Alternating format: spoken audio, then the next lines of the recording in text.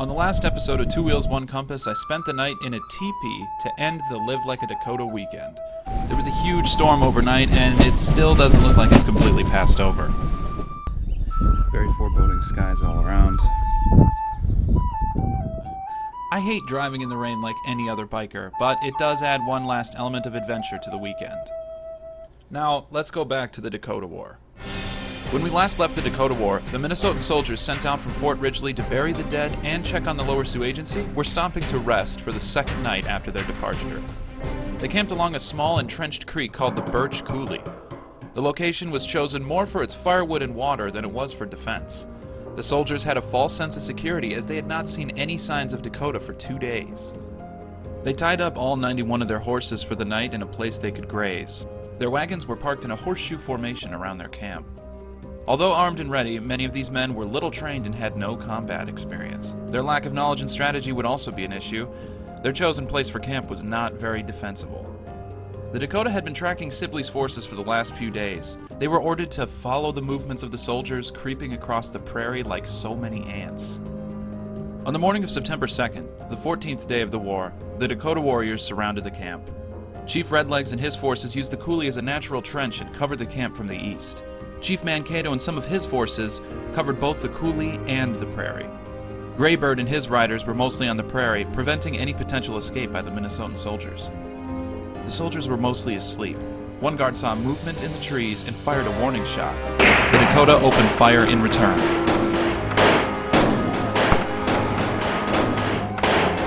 There were calls by the commander to stay low as the soldiers grabbed their weapons and scrambled from their tents on their hands and knees. A few weeks after my trip to Pipestone, I decided I would take a day trip out to the battlefield itself. I don't think I'd shaved since my last trip out west either. So, Colonel Sibley, while he was regrouping and resupplying for another attack, he was reminded that there were many dead settlers and soldiers that were laying about unburied after they were killed by the Sioux. So he sent out a small force to go out and to bury them on buried detail. So they left. They marched about 16 miles and they buried several settlers along the way. However, they put themselves in this very precarious situation. This, you can tell, there's a road here kind of at the corner and there's a hill, and this is where the camp Birch Coulee was. It is not very well defended. They didn't put any trenches in for basic defenses, and they were able to be attacked on all four sides. So the chief warriors under Little Crow attacked from multiple angles, and they killed a lot of horses. Their cavalry ended up getting pretty screwed. About 90 horses were killed, several soldiers, many of them wounded. And then 16 miles away over at the fort, they could hear fighting. They could hear the gunshots, so they sent out another detail to help rescue these guys who had been without food or water fighting in a siege here for about a day and a half, about 30 hours, day and night. So when they finally came, they shelled them with artillery and the Sioux dispersed, however, not without huge casualties of the Minnesotan forces. The cavalry, the deaths, the death toll, this was a huge blow. This was a huge victory for Little Crow and the Sioux. And I imagine, and I can only speculate, that Little Crow didn't really know how far he could push this, because if the Civil War were ever to end, or if more troops, supplies, ammo, and men were to come in from St. Paul to help with this effort, their victories would be short-lived. 20 men and 90 horses were killed here.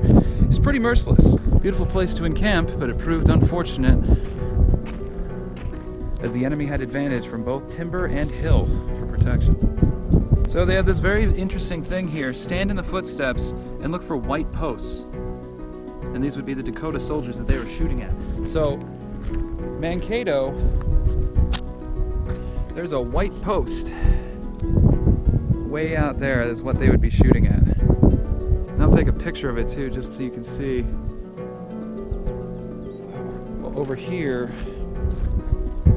you can definitely see a white post right here.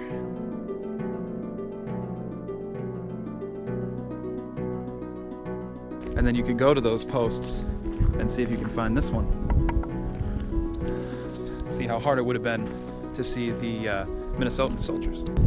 According to the first-hand accounts by the Dakota, it was very, very easy for them to hold this position because They had the high ground and they had them surrounded, which meant that they could go over to the coulee to get water, and they even had some of their women cross over the coulee and cook for them so they could go get something to eat and come back to the fight. As soon as the reinforcements arrived, they would have to scatter. So they were going to do as much damage as they could while losing as few men as they could, using as few resources as they could, and a time limit.